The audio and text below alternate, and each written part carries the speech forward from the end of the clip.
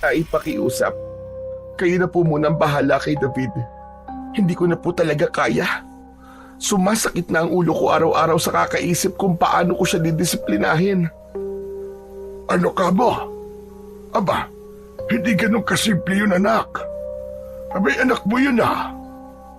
Responsibilidad mo siya. Mas kailangan ng bata ang magulang, lalo na sa ganung edad niya. Alam ko naman po yun, Tay. Kaso hindi ko nga po talaga kaya. Hindi na po siya nakikinig sa akin o maging sa papa niya. Kaya nga po napapalo na po siya minsan. Pero hindi pa rin po nagbabago. Hindi ko naman po matutukan dahil abala po ako sa negosyo namin mag-asawa. Eh baka kasi napapabayaan niyo na siya. Hindi naman po sa ganun, Tay. Hindi naman po namin siya pinapabayaan. Pero aminado po ko, madalas po kaming wala ng papa niya. Abala po kasi kami sa negosyo eh. Ako po kasi yung humahawak ng accounting ng logistics. Lahat po. Hindi ko na po siya matutukan. Pero may yaya naman po siya. Ang kaso lang... Eh di yun nga. Kulang na sa aruga ang apo ko. Tapos baka naman nasusobrahan na rin ninyo sa pagpaparusa. Kaya mas lalong tumitigas ang ulo. Alam nyo, sigurado ko, pagmamahal at atensyon ang kulang sa bata na yan. Kaya ganyan siya. Alam mo kasi anak, hindi naman sapat na may pera kayo, may malaking bahay, at maraming gamit o laruan ng isang bata. Yung oras nyo, yung yakap o simpleng pagkumusta man lang sa kanya, yun ang mahalaga. Malamang, yun ang hinahanap niya. Eh paano nga po, Tay? Ako na nga halos ang bumubuhay sa negosyo namin. Hindi ko po pwedeng pabayaan yun. Hindi naman po pwedeng maasahan ng asawa ko pagdating sa management. Ako lang talaga ang marunong humawak sa negosyo namin, Tay. Wala po akong pagpipilian. Ang problema nga, pinili mong mas alagaan ang negosyo mo kaysa sa anak mo. Kaya yung batang yan, lumaki na parang walang direksyon. Kasalanan mo yan. Tapos ngayon, gusto mo na akong pumutol sa sungay niya. Aba, Leticia, matanda na ako. Mas gusto ko sana ng tahimik na buhay. Eh ano pong gagawin ko? Ikulong ko po sa bahay? Alam niyo bang expel na naman sa school yung bata na yan? Wala na pong may gustong tanggapin siya dahil sa reputasyon niya bilang isang bully. Eh baka naman magawan niyo po ng paraan dito. Ganun na kalala? Abay bakit naman nagkaganon? Kaya nga po, Itay. May binugbog po siyang kaklase niya. Medyo napuruhan po. Na ospital yung bata, Itay. Tapos ayon po sa mga teachers niya, abay maski ibang bata doon takot na sa kanya. Abay, malaki na talaga ang sungay ano? Ay sige na po. Pumayag na po kayo. Maski ilang buwan lang naman po. Pangako po babalikan ko po ang anak ko dito kung talagang hindi po siya magbabago. Wala na kasi talaga ako matakbuhan. Hindi ko na po alam ang gagawin ko, Tay. Umaasa po ako na baka sakali kayanin niyo po siya. Isang mahinang buntong hininga ang pinakawalan ni Lolo Tasyo. Tumingin kay David na noon ay nakaupo lang sa upuan, hawak ang cellphone at walang pakialam sa usapan nila ng kanyang anak. David, lumapit ka nga rito. Bakit? Totoo bang nambubugbog ka ng mga kaklase mo? Oo, kasi naman sila nauuna Gumaganti lang naman ako. Kailangan kong gawin yon kasi wala namang magtatanggol sa akin Palagi nila akong ginagalit, kaya nasasaktan ko sila. Kasalanan nila yun. Ang tatapang nila, hindi naman nila ako kaya. Ganun ba? Abay malakas pala ang loob mo, bata ka. Paano yan? Dito ka na raw muna titira. Yang ganyang asta ay hindi pwede rito. Ito tatandaan mo. Ako ang batas dito. At kung hindi mo babaguhin yung ugali mong parang siga, abay mas siga ako sa'yo. Mas matigas ang ulo ko Hindi mo ako kaya. Talaga? Sure po kayo dyan, Lolo? Ba't talaga palang balasubas ka? Tay, kayo na pong bahala sa kanya. Pero sana naman po maski papano, bigyan niyo ng tsansa si David. Malakas po ang paniniwala ko na dito po siya matututo sa inyo, na dito siya magbabago. Sige, dito muna siya. Pero tandaan mo, Leticia, kapag hindi siya natuto, hindi ako magdadalawang isip na palayasin yan. Opo. Salamat po, Itay. Salamat po. Sana lang po, kayanin yung pagpasensya ng bata. Hindi pasensya ang kailangan sa ganyang klase ng bata, kundi disiplina at respeto. Yan ang ipapakain ko sa kanya rito araw-araw. Paano po, Tay? Kayo na po ang bahala sa kanya. Andiyan na po ang lahat ng mga gamit niya, mga damit, laruan, gadgets at iba pa. Tsaka po pala, ito po ang pera, panggastos niyo po maglolo. Buwan-buwan po ako magpapadala ng allowance niya. Saka Tay, kung maaari po, ay ipaayos niyo ang isang kwarto. Bumili ka po ng bagong kama niya, bagong kurtina, ipapintura niyo po. Tapos pakikabitan po ng aircon para naman maging komportable si David. Hindi ko kailangan yan, anak. Kaya kong pakainin ang anak mo. Ako ang bahala sa apo ko. Kung gusto mong bumait yung anak mo, kailangan matikman niya kung paano mamuhay ng simple at kung paano mabuhay ng walang nag-aasikaso sa kanya. Dito, matututo siya maghugas ng pinggan, magwalis ng bakuran, at kumain ng kung anong nakahain. Kasi Tay, baka naman mahirapan siya masyado. Hindi po kasi sanay si David sa ganon. Yan na nga ang problema eh. Kaya lumalaki ang ulo. Hindi marunong dumanas ng hirap. Hindi ko siya palalakihin dito na akala niya siya ang hari. Sige po, Tay. Kung yan po ang alam niyong makakapagpatino sa kanya. Basta kung may kailangan po kayo o kaya may maging problema sa kanya, tawagan niyo lang po ako. Sige anak. Pabiyahe ka na ba? Pabalik ng Maynila? Opo. Kailangan ko na pong bumalik kagad kasi di ako pwedeng mawala ng matagal. Maski isang araw lang sa negosyo. O sige, ako na ang bahala sa anak mo. Paano anak? Aalis na si Mama ha. Huwag masyadong matigas ang ulo mo dito. Palagi ka sanang makikinig sa lolo mo. Talaga po bang iiwan niyo ako dito? Ayoko po dito, Mama. Wala pong internet. Hindi po ako makapag-games. Ano pong gagawin ko dito? Boring. Nagkatinginan ang mag-ama. Sumiryoso ang mukha ng matanda at saka napatingin kay David na parang binabasa na kagad kung anong ugali meron ang apo niya. Nagsasalita ito pero hindi nakatingin sa kanila. Tapos panay ang dut-dut nito sa kanyang cellphone. Madiin ang pagpindot niya sa screen. Halata sa kanyang muka ang pagkadismaya sa desisyon ng kanyang ina. Ano ngayon kung walang internet? Hindi mo naman yan ikakamatay ah. Oo nga, pero wala naman akong magawa dito. Ayoko dito, Mama. Hindi ka na pwedeng sumama sa akin, David. Dumito ka na muna sa lolo mo. Wala na tayong dapat na pag-usapan tungkol dito. Magpakabait ka dito, anak. Yun ang gusto ko. At kung mabait ka na, saka ka namin babalikan. Ano? Narinig mo naman siguro sinabi ng mama mo, David. Dito ka sa akin titira. At dito sa bahay ko, ikaw ang mag-a-adjust at hindi ako. Kung ayaw mo dito, problema mo na yon. Sige na, Leticia.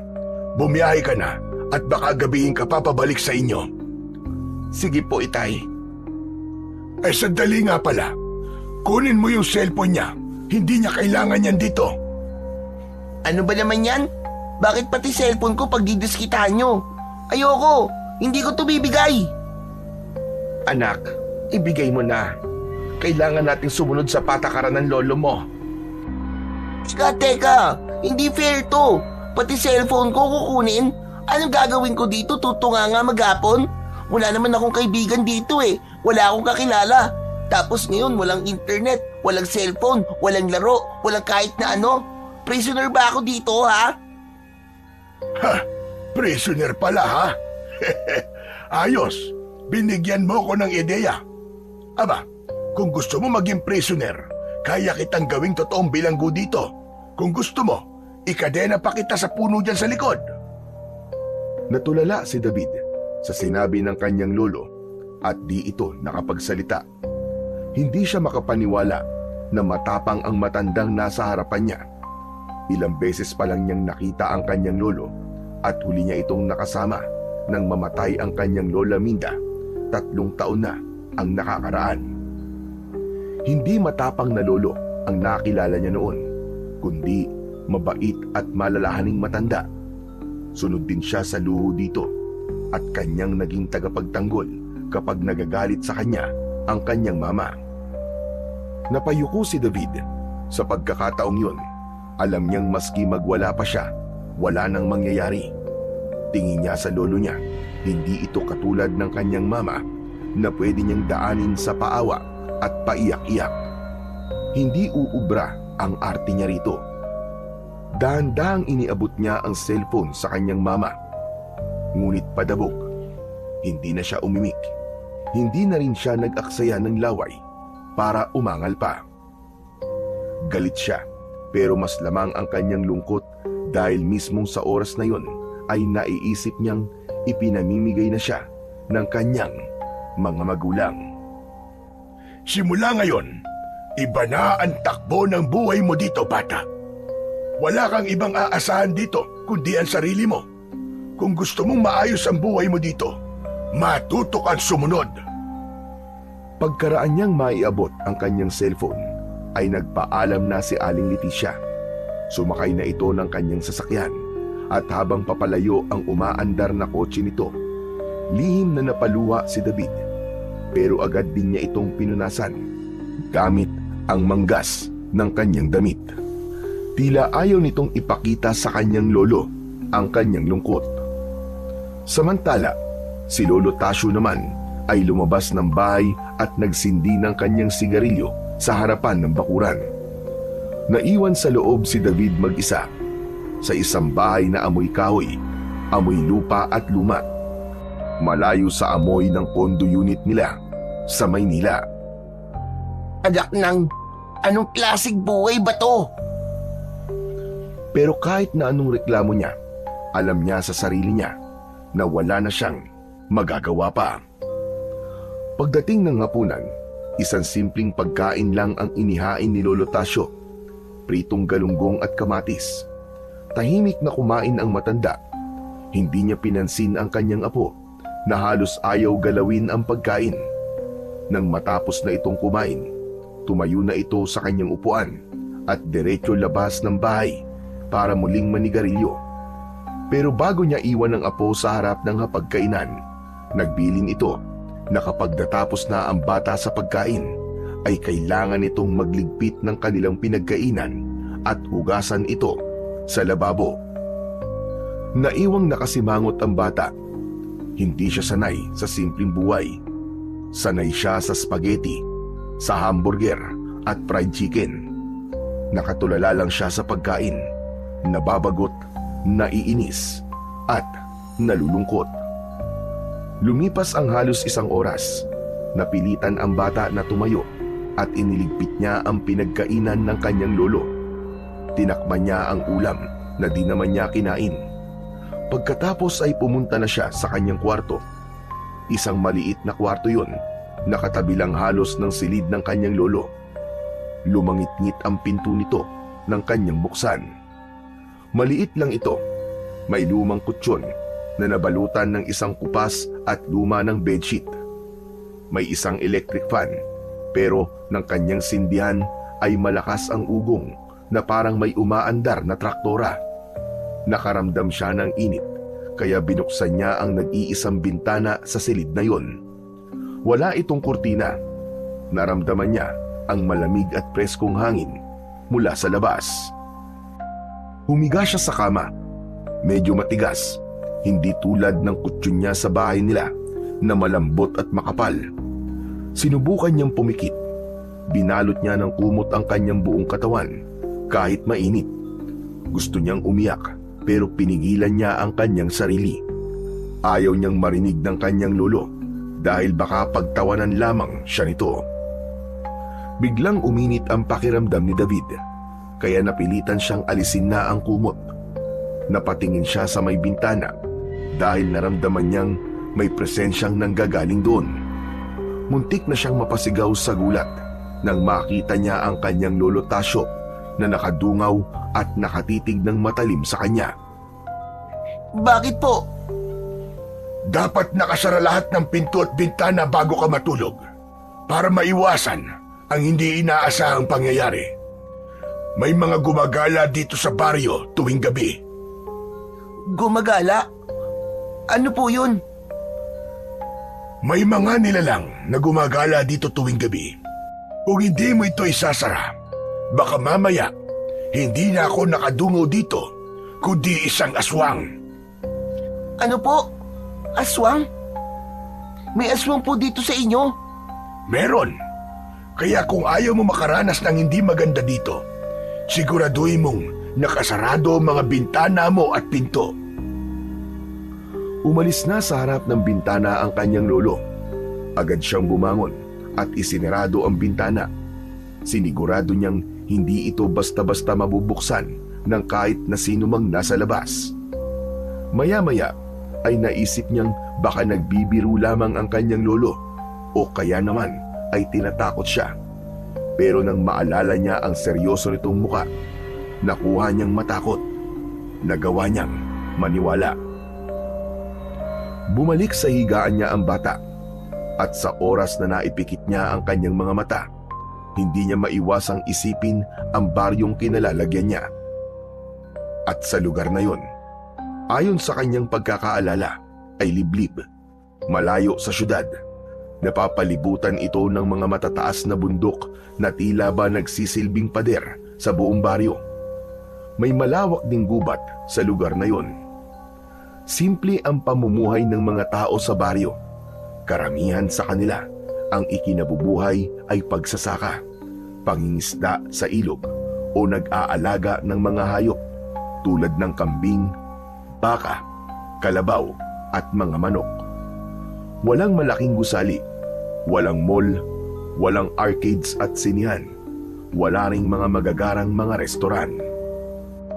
Naging mabagal ang oras ng gabing yon. Kaya naman, pakiramdam ni David ay magiging mabagal din ang oras para sa kanya habang naroon siya sa baryo. Nung biyahe nila ay nakita niyang walang halos nagbago sa baryo sa loob ng 3 taon. Ang mga bagay na nakatayo ay gawa pa rin sa mga kahoy at yerong mga kalawangin. Tulad sa bahay ng kanyang lolo, napabuntong hininga siya. Hindi niya lubos maisip ang dahilan kung bakit sa dami ng pera nilang mag-anak ay di man lang mapaayos ng matanda ang bahay nito. Gayong kaya naman nilang gawing mansyon o isang magandang rest house ang bahay ng kanyang lolo. Pagkalipas ng halos 1 oras na pag-iisip, biglang bumigat ang kanyang mga mata. Dahan-dahan niyang muling ibinalot ang kumot sa kanyang katawan. Kahit mainit, kahit hindi siya komportable, nakatulog si David. Kinabukasan, nagising siya sa malalakas na tilaok ng mga manok. Paglabas niya ng kanyang kwarto, wala ang kanyang lolo. Sa ibabaw ng lamesa, may iniwang sulat ang matanda. Dinampot niya ang papel at binasa. Nalaman niya na nagpunta ng palengke ang kanyang lolo Tasyo. Napabuntong hininga siya. Napatingin sa lamesa at nakita niya ang 2 nilagang itlog. Maayos na nakalagay sa isang mangkok at katabi nito ang natakpang galunggong na hindi niya kinain kagabi. Napangiwi siya sa pagkain.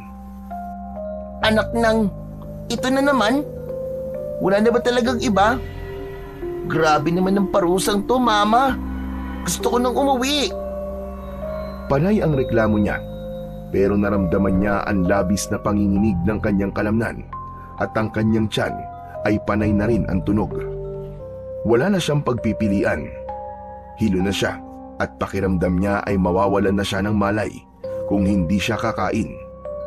Napilitan siyang umupo at harapin ang kanyang almusal. Dahan-dahan, kahit nakasimangot, kinain niya ang itlog at tinikman ang malamig na galunggong. Pagkatapos kumain, nagligpit siya ng pinagkainan, gaya ng bilin ng kanyang lolo. Hindi niya alam kung ano pa ang gagawin.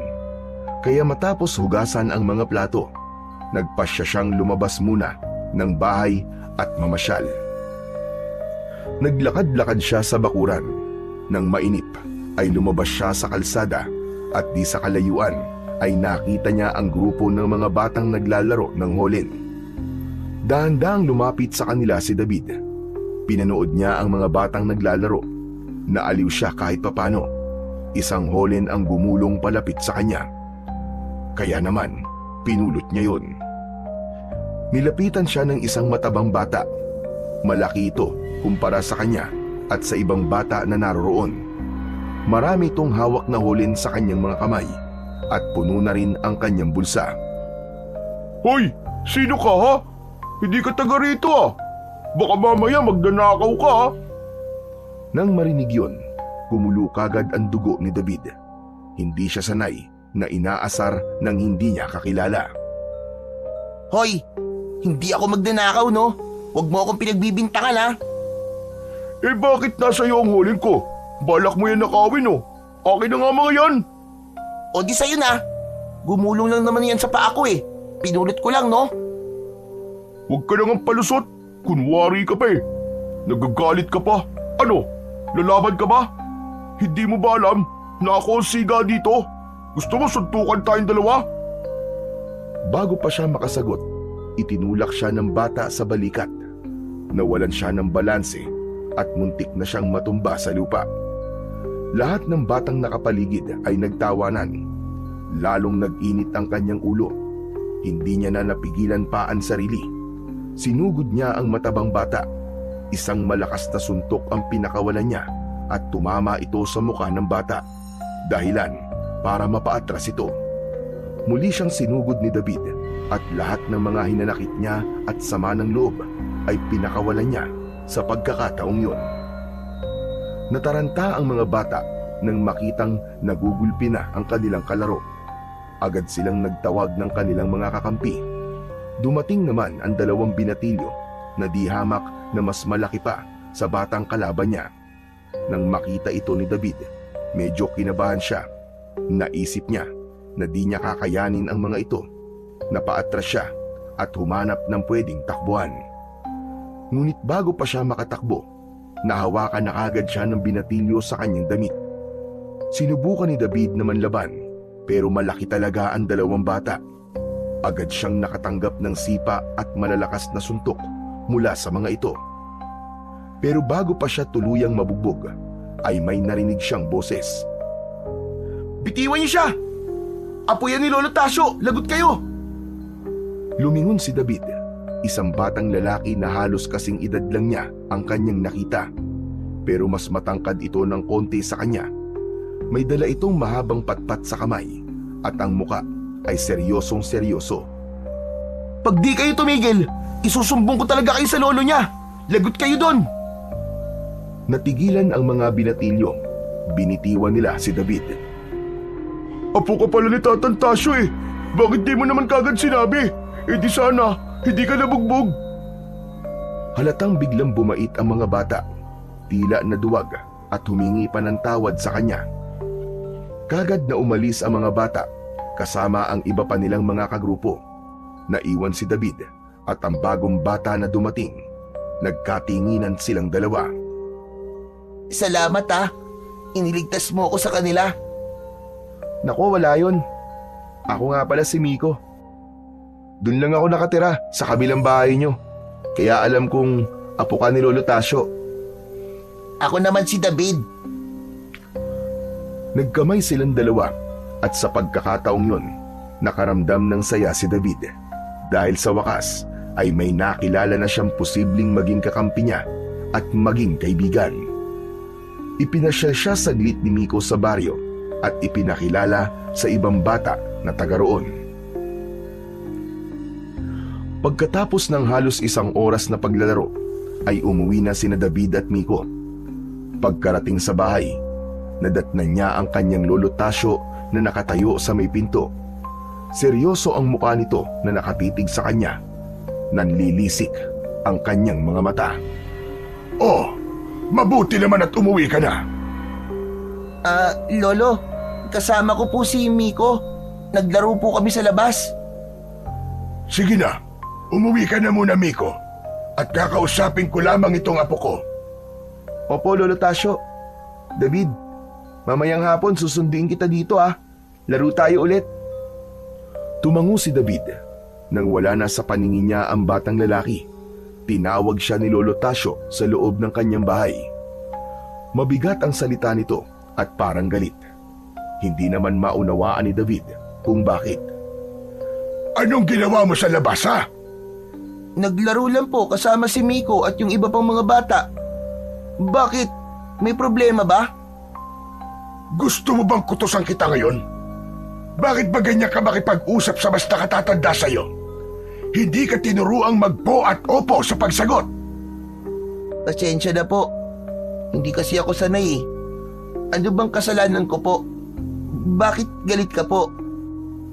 Ano itong nabalitaan ko na nagnakaw ka raw ng holen tapos nambugbog ka pa ng bata rito? Talaga bang pati ang pagiging basagolero mo sa Maynila ay dadalhin mo dito?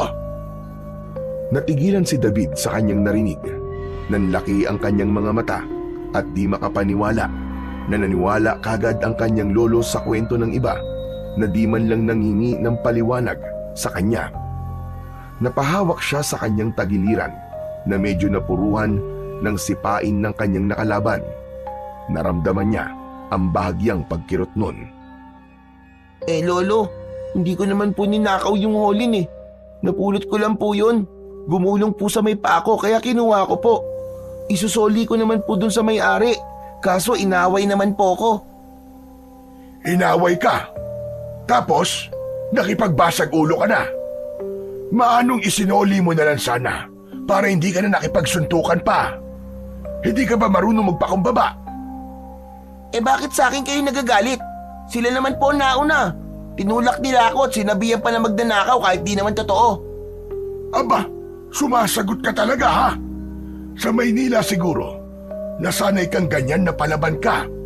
Pwes dito, hindi uubra ang ganyan. Ako nagsasabi sa'yo. Umalis si Lolo Tasyo sa kanyang harapan at pumunta ito sa kusina. Maya-maya ay nakita niya itong muling palapit sa kanya. May hawak na palanggana na may lamang munggo. Nakita niyang ibinuhos niya ito sa sahig. Sige, lumuhod ka riyan sa munggo. Ngayon na, para matuto kang huminahon at rumespeto ng kapwa mo tao. Hindi makapaniwala ang bata. Tinignan niya ang mga butil ng munggo sa sahig. Tapos ang kanyang Lolo Tasyo. Tatanggi pa sana siya at makikipagtalo. Pero nang makita niya ang seryoso at galit na mukha ng matanda, ay wala na siyang nagawa kundi ang lumuhod.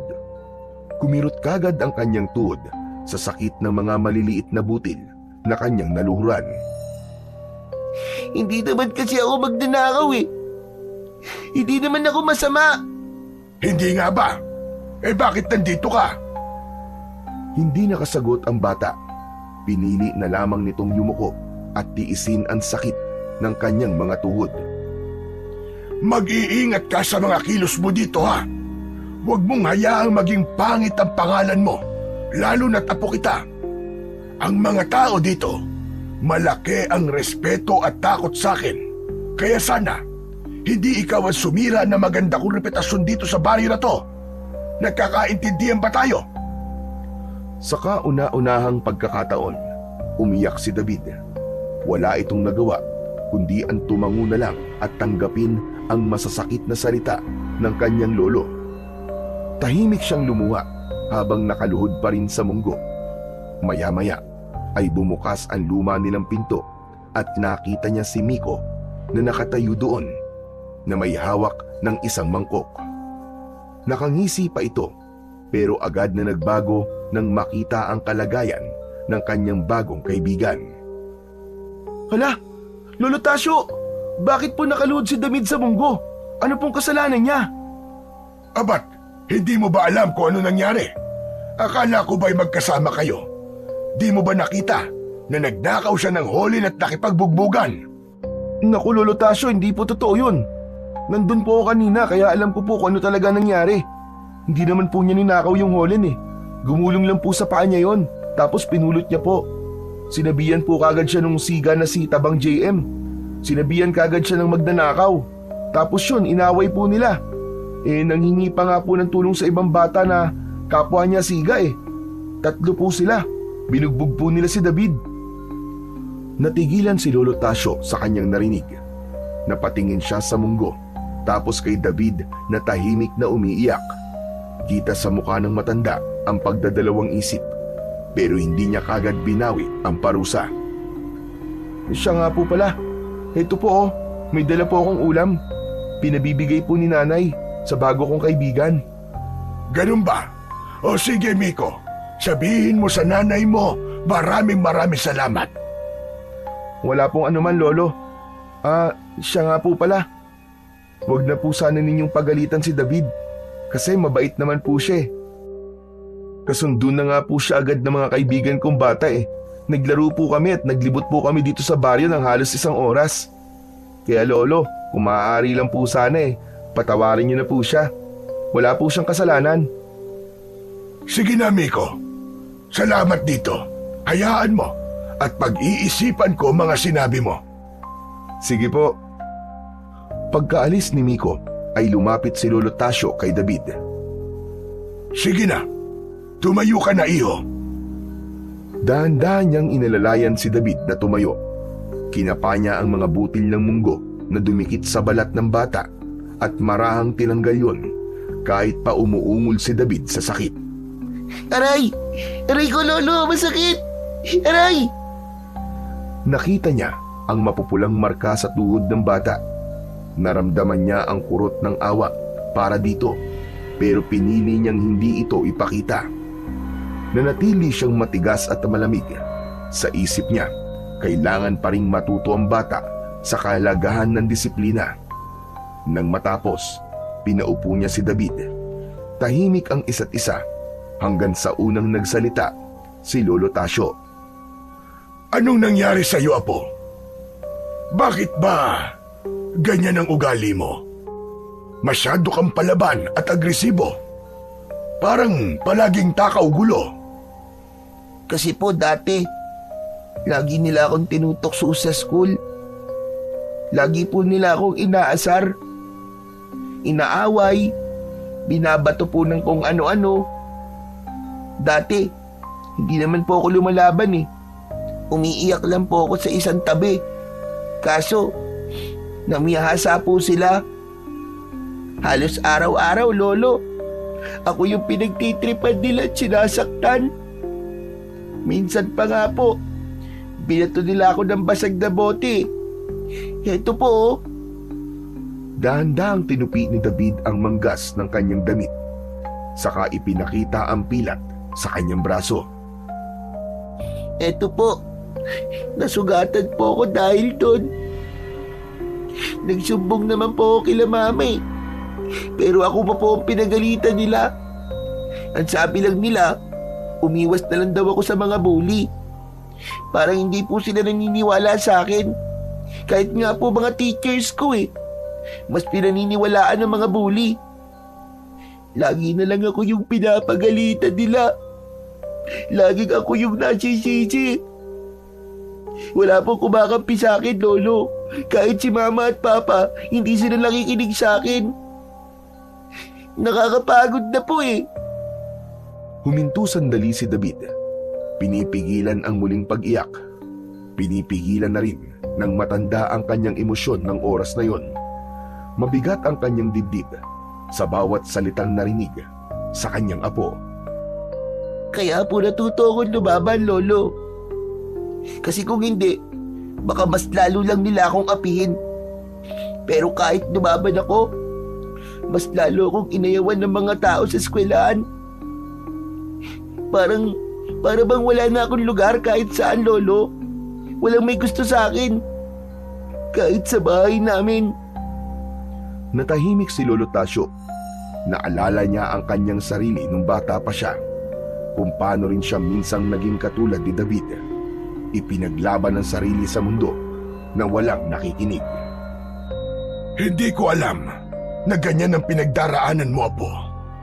Pero mali pa rin na sinilusyonan mo ito sa pamamagitan ng pakikipag-away. Ito ang tatandaan mo, Apo. Hindi lahat ng problema ay kailangan daanin sa galit at sa pakikipagbasag ulo. Ano po ang gagawin ko? Dapat ba hinayaan ko na lang po sila na saktan ako? Na sana hindi na lang ako nagsalita kasi wala namang nakikinig sa akin at ako palagi ang mali, ganun po ba? Hindi mo naman kasi kailangan ng makikinig sa'yo. Ang importante, alam mo sa sarili mo kung sino ka at ano ka. Hindi mo talaga maiiwasan na minsan may mga taong hindi maniniwala sa'yo at gagawin ka ng masama. Kasi may mga tao talaga na mahilig mainggit sa kapwa nila. Pero kaya mong patunayan sa kilos mo kung sino kan talaga. Hindi sa paraan ng pakikipag-away, kundi sa tibay ng loob mo at sa kabutihan ng iyong puso. Napatingin si David sa kanyang lolo. Hindi man niya lubos maintindihan lahat ng sinabi nito, pero ramdam niya ang sinseridad nito. Sa unang pagkakataon, parang nagkaroon siya ng karamay. May isang tao na nakinig sa kanya at pinayuhan siya tungkol sa buhay. Mula sa araw na ito, Apo, hindi mo na kailangan lumaban na mag-isa. Apo kita, ako ang kakampi mo sa lahat ng pagkakataon. Pero kailangan mong matuto kung paano lumaban sa tamang paraan. Hindi na mapigilan ng bata ang muling mapaiyak. Mabilis niyang pinahid ang mga ito sa damit. Pero nakita ulit yon ni Lolo Tasio. Hindi na siya sinermonan pa. Sa halip, hinawakan niya ng bahagya ang ulo ng bata at ginulo ang kanyang buhok bilang tanda ng kanyang pagmamalasakit at pagmamahal sa kanyang apo. Pagdating ng gabi, bago matulog si David, matagal siyang nakatingin sa yero. Napangiti ang bata dahil sa wakas may isang taong handa na ring makinig at umintindi sa kanya. Nakatulog siya ng mahimbing. Maaga pa lamang ay naroon na si Miko sa bahay ni na Lolo Tasio. Bitbit niya ang isang tirador na yari sa kahoy at goma. Tara na David, manguhuli tayo ng ibon. Nako, hindi ako marunong yan, Miko eh. Ang dali-dali lang nito, no? Turuan kita. Ganito oh, lalagyan mo lang ng bato, tapos hihilain mo tong goma na to. Tapos bibitiwan mo. O di ba? Ang dali lang. Ikaw naman, subukan mo. Inabot ni Miko ang tirador kay David. Kinuha naman ito ni David at sinubukang gayahin ang ginawa ng kanyang bagong kaibigan. Yan, sige, ganyan nga.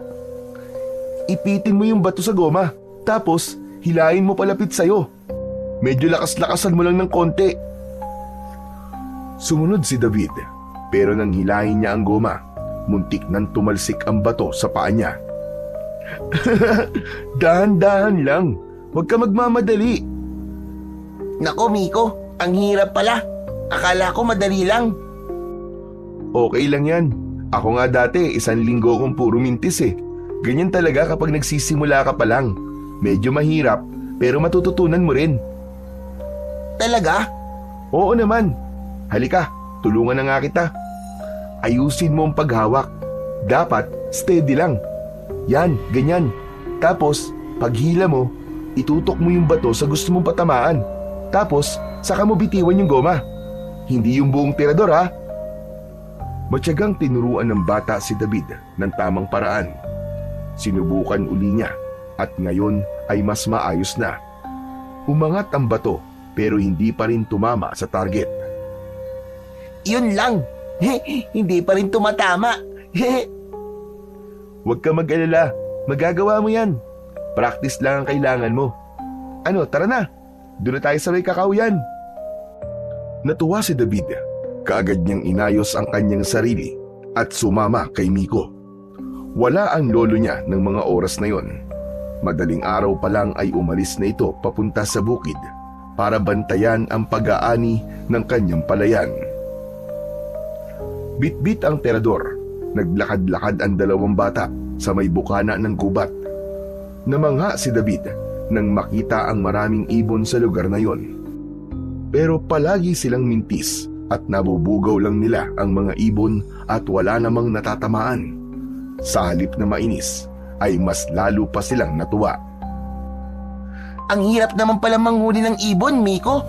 Akala ko madali lang. Ayos lang yan. Tiyaga lang, makakatama din tayo.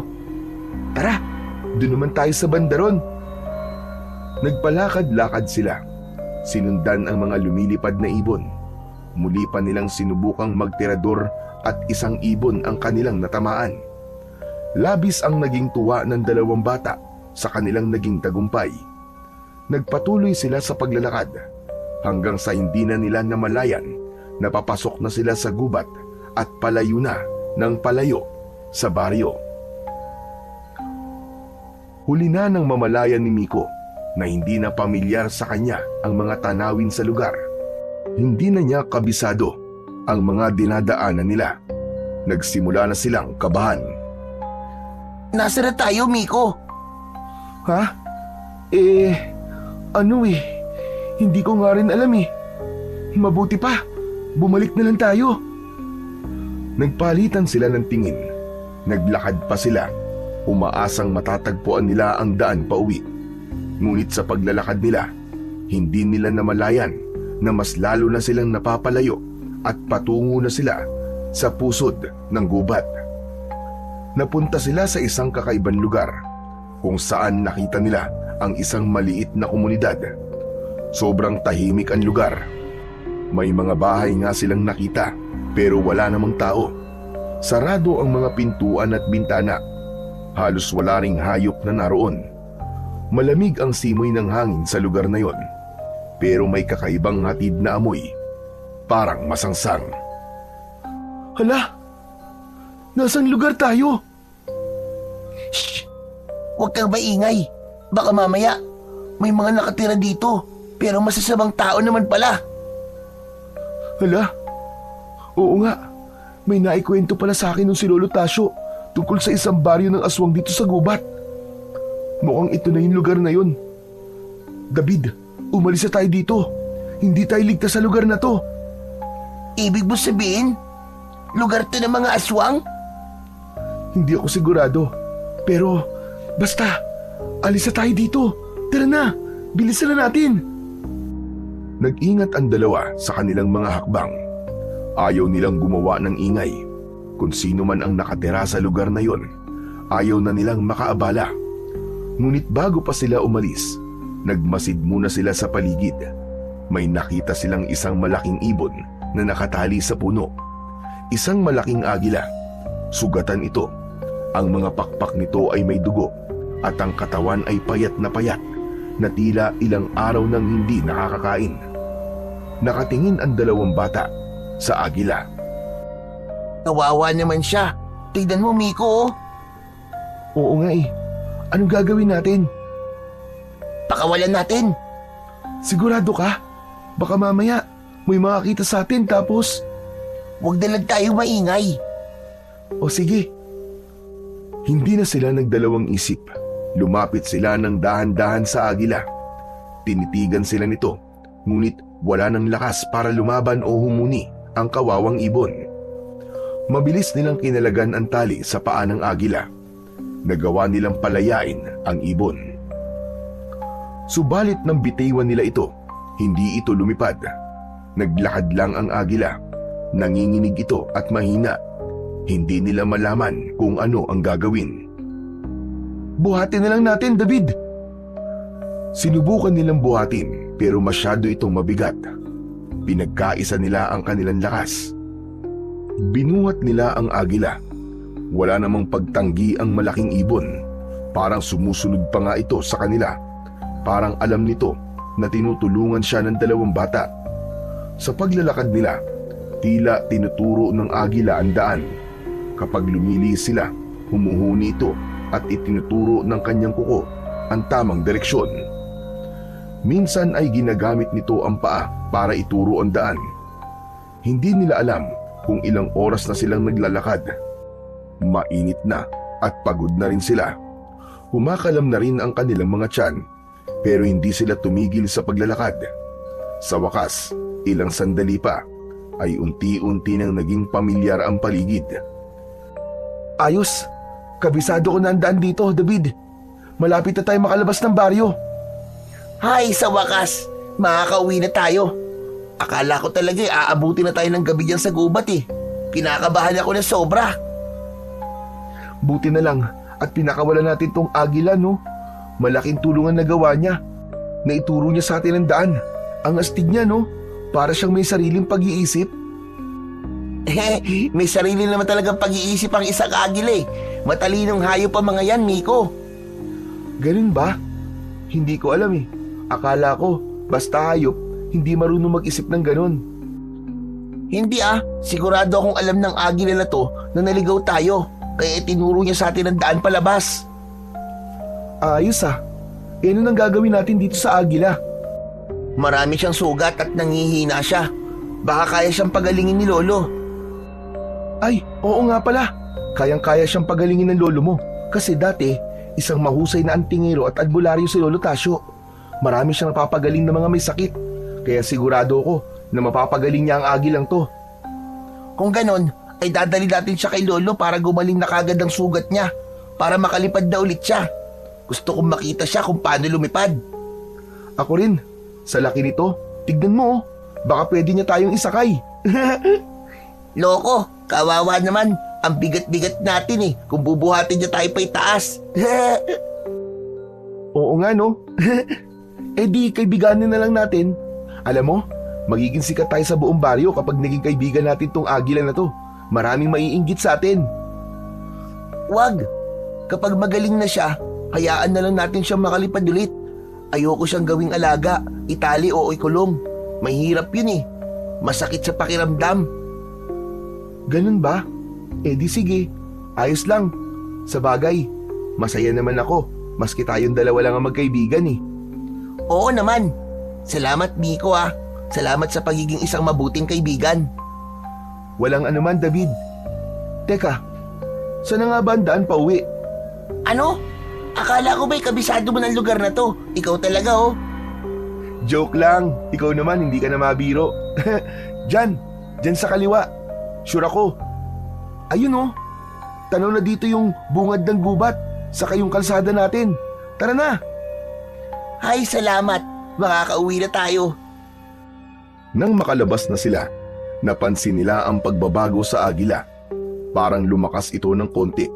Ibinuka nito ang pakpak at kahit halatang hirap, unti-unti itong pumapagaspas. Tumigil sa malawak na damuhan. Binitiwan na rin nila ang agila. Ilang segundo itong nakatayo, pagkatapos ay sumubok na lumipad. Mabagal pero matagumpay itong nakalipad ng mababa hanggang sa tuluyang naglaw sa kanilang paningin. Nagpalakpakan ng dalawa sa tuwa. Ang galing! Nakalipad na rin siya sa wakas! Oo nga, kaya lang, uwian na talaga. Baka pagalitan na tayo kung saan na tayo nasuot. Pareho silang pawisan at pagod, pero hindi nila alintana yon.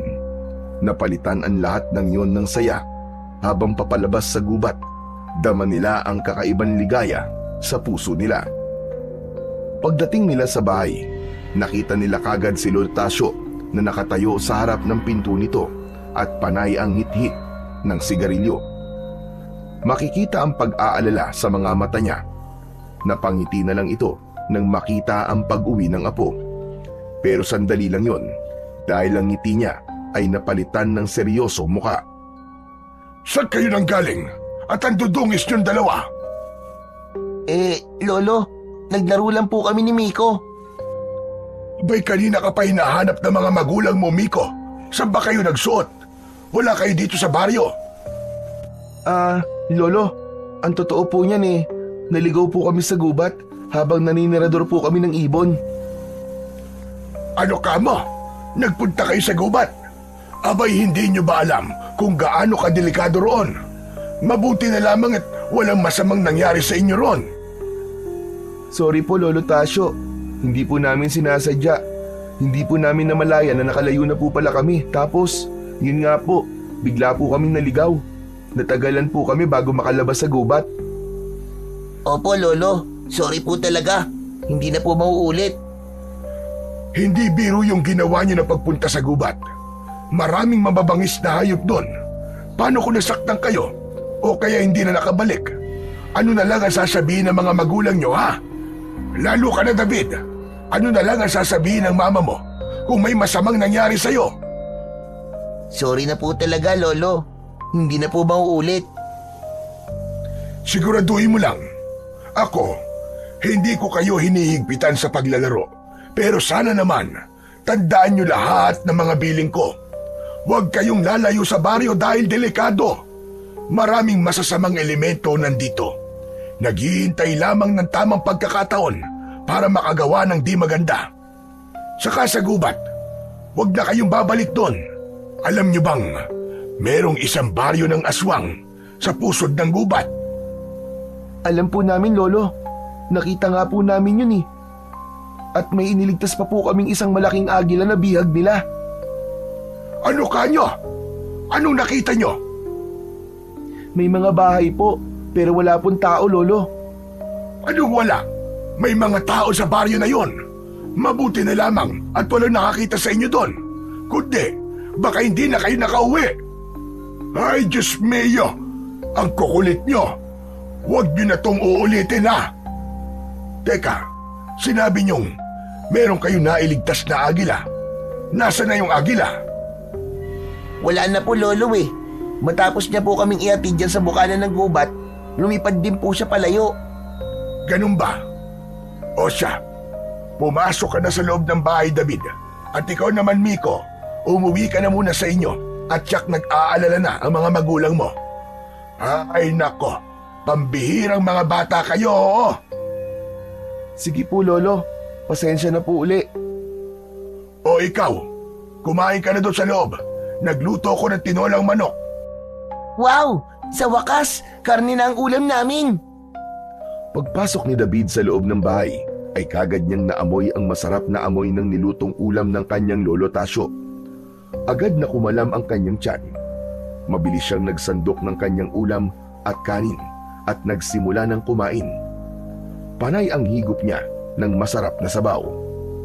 Samantala, pagsapit ng gabi, maagang nakatulog si David. Marahil dahil na rin sa pagod sa halos maghapon na paglalaro kasama si Miko. Ang paligid ay tahimik. Tanging huni lang ng kuliglig at huni ng mga panggabing ibon ang maririnig sa labas. Mahimbing na rin maski ang tulog ng matanda. Ilang sandali pa, bigla na lang napabalikwas ng bango ng bata nang makarinig ng isang malakas na ingay mula sa labas. Hindi yun pangkaraniwang naririnig sa gabi. Pinakinggan itong mabuti na David. Maya-maya pa ay parang naramdaman niyang para siyang tinatawag nito. Dahan-dahan siyang bumangon at binuksan ang bintana. Tumambad sa kanya ang isang pamilyar na anyo ng isang nilalang. Nakadapo sa isang sanga ng puno sa tapat ng kanilang bahay. Hala! Siya yun! Bakit siya nandito? Kahit nagtataka, ay nakaramdam ng tuwa si David nang makitang muli ang iniligtas nila na agila. Lumapit ito mismo sa bintana, parang gustong pumasok. Sa sobrang tuwa at pagkasabik, lumabas si David ng kwarto at binuksan ang pintuan sa sala. At doon niya pinapasok ang agila. Hindi nagtagal, nagising si Lolo Tasyo sa narinig na pagbukas ng pinto at sa malakas na kalabog at pagaspas ng pakpak.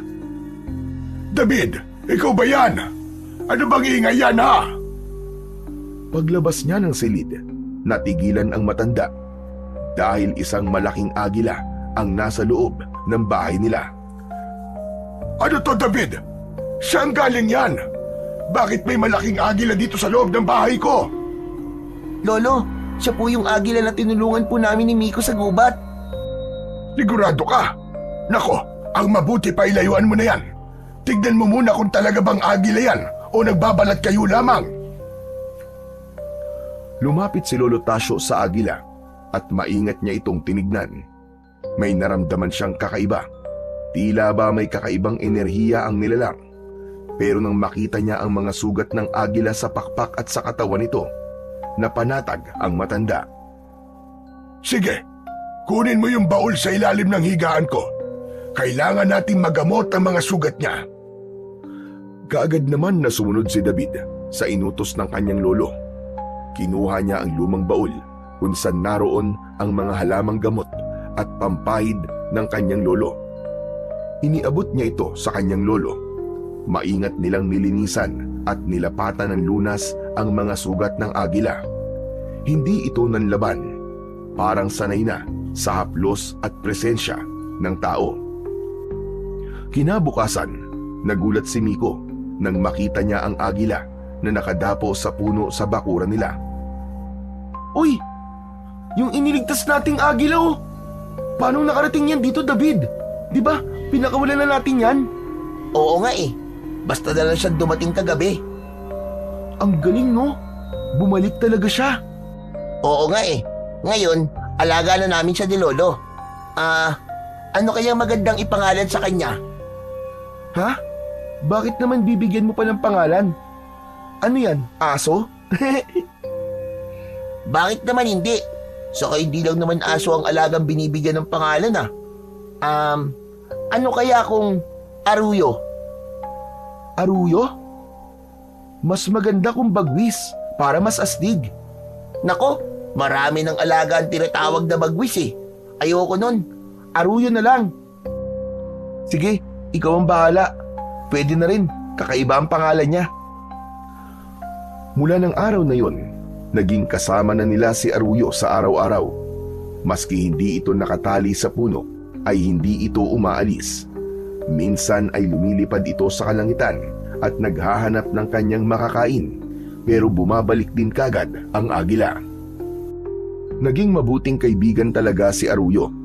Lalo din itong napalapit kay David. Madalas silang maglaro sa bakuran at para itong aso na palaging nakasunod kahit saan man siya magpunta. Hindi nagtagal ay gumaling ng tuluyan ang agila. Bumalik ang lakas at sigla nito. Ang kanyang mga mata ay naging mas malinaw. Naging mas makintab ang balahibo at lumapad pa ang matitibay nitong mga pakpak. Isang gabi, habang natutulog si Lolo Tasyo, hindi mapakali ang bata. Parang may humihila sa kanya palabas ng bahay.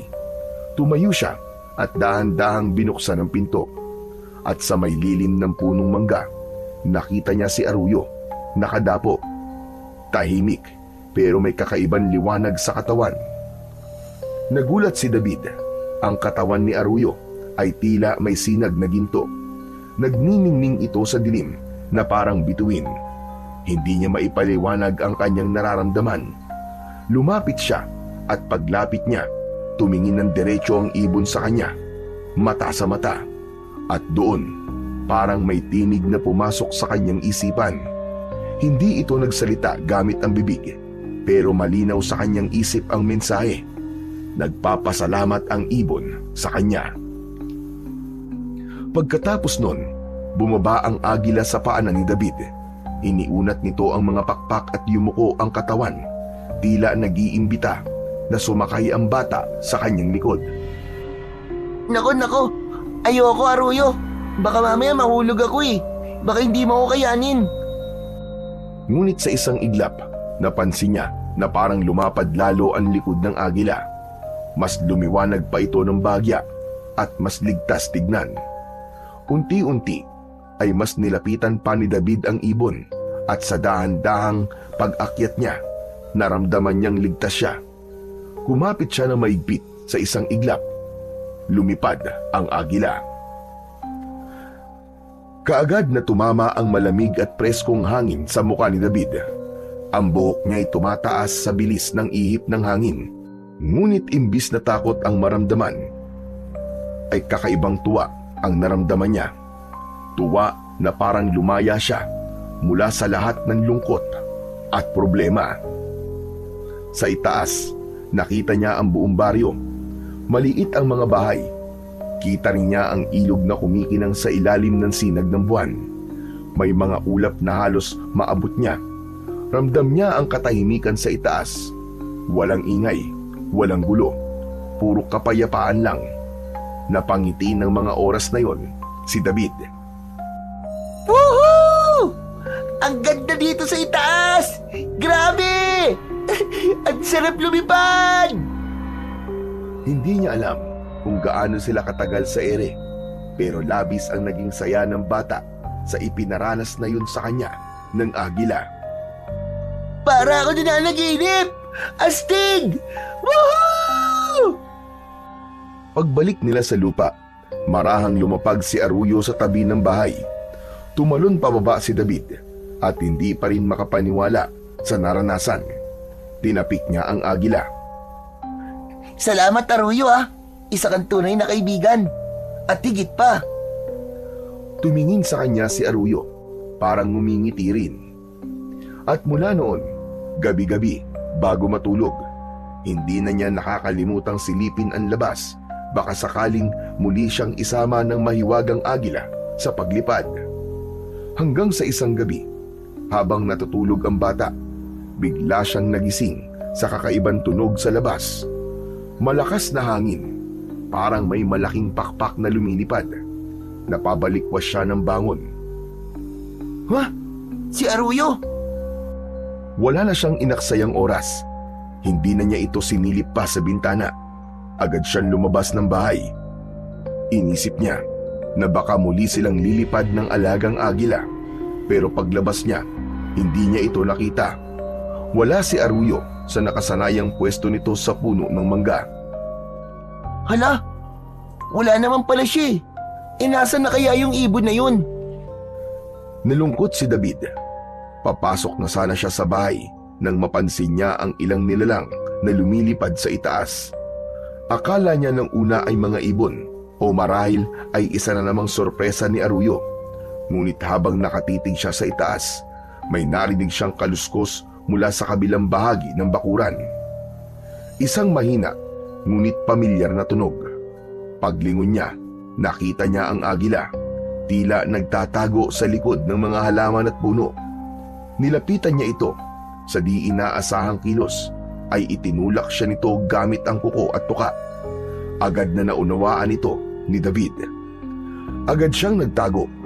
Yumuko siya katabi ni Arroyo at mula doon ay malaya niyang napagmasdan kung anong klaseng nilalang ang lumilipad sa itaas. Ilang sandali pa, bumaba ang tatlo. Dumapo ang isa sa bubong ng kanilang bahay, habang ang dalawa naman ay dun dumapo sa poste ng puno ng nyog. Hindi sila mga ibon. Mas malaki ang kanilang mga pakpak. Maitim, parang sa paniki. Balot ng balahibo ang kanilang mga braso at binti. Ang mukha nila ay parang tao, ngunit mahaba ang kanilang ilong. Matulis din ang kanilang baba at pula ang kanilang mga mata. Ang balat nila ay tila magaspang, parang sunog, at ang kanilang mga kuko ay mahahaba't matutulis na parang kutsilyo. Ang isa sa kanila ay ngumisi. Kitang-kita ni David ang matutulis nitong mga pangil na halos lumabas sa labi. Mabango ang paligid. Parang amoy dugo ng tao. Napakapit si David sa balahibo ni Arroyo. Kinakabahan siya. Halos di na makahinga ng maayos. Sa isip niya marahil ay yun na ang sinasabi ng kanyang lolo na mga aswang. Ito ang unang beses na nakakita siya ng aswang ng harap-harapan. Lagot na. Totoo pala mga aswang. Natatakot ako, Arroyo.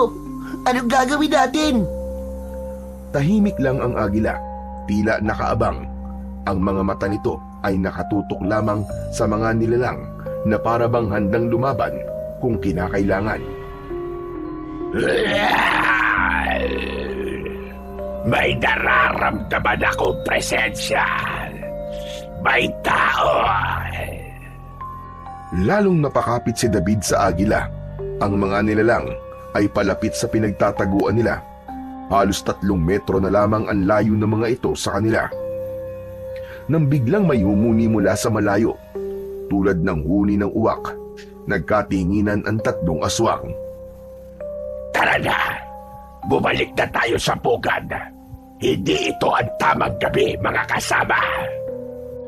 Isa-isa silang lumipad. Sa isang iglap, nawala na sila sa itaas. Naiwan ang kakaibang katahimikan sa gabing yun. Nakahinga naman ng maluwag si David. Pawis na pawis. Napatingin siya sa agila. Salamat, Aruyo. Sigurado kung wala ka, baka napahamak na ako. Humuni ang agila at maya-maya ay itinuturo nito ang isang paa gamit ang kanyang tuka. Napansin naman ng bata ang isang maliit na bagay na nakasabit sa matalas na kuko nito. Isang maliit at bilog na bato. Hindi niya alam kung ano yon, pero agad itong nakatawag ng pansin sa kanya. Dahan-dahang yumuko si Aruyo at inilapit ang kuko sa kanya. Para saan ba to, Aruyo? Bahagyang tila tumango ang agila. Maingat na kinuha ni David ang mutya. Mainit ito nang dumampi sa kanyang kamay, pero hindi naman siya napaso. At nang mahawakan niya ito ng buo, may kung anong dumaloy na kuryente sa kanyang katawan. Hindi naman siya nasaktan dahil banayad lang ang paggapang nun mula sa kanyang palad. Pakiramdam ng bata, may lakas na pumasok sa kanya sa pagkakataong yon. Hindi ko alam kung ano to, Aruyo. Pero promise, iingatan ko to. Hindi alam ni David kung ano ang bagay na yon, pero batid niyang hindi yun isang karaniwang bato lamang. Tahimik na tumingin ang bata sa kanyang alaga. Inabot niya ang ulo nito at bagyang hinimas. Ngunit maya-maya lang, narinig niya ang boses ng kanyang lolo Tasyo. David! David, nasan ka ba? Anak ng pating naman to batang to. Gabing-gabi na ba? Bahagya munang nagtago ang bata nang makita niya ang kanyang lolo na nasa harap ng kanilang pinto at napapakamot sa ulo. Bigla siyang nag-alala na baka magalit ito sa kanya dahil hindi dapat na makita siyang gising pa sa ganung oras. Aruyo, papasok na ako sa loob, ha. Salamat talaga dito sa binigay mo, ha. Maraan siyang lumabas mula sa kanyang pinagtataguan. Nakita siya ng matanda. Abay, saan ka ba galing na bata ka? Anong ginagawa mo sa labas ng ganitong oras? Alam mo bang 10 oras na ng gabi? Pagbihira ka. May mga bababangis na hayop dito at kung ano-anong nilalang pa. Pasensya na po, Lolo. Ano bang iniisip mong gawin, ha? Bakit ka nandito? At saka bakit ka nagtatago doon? Lo, may papakita po ako sa inyo.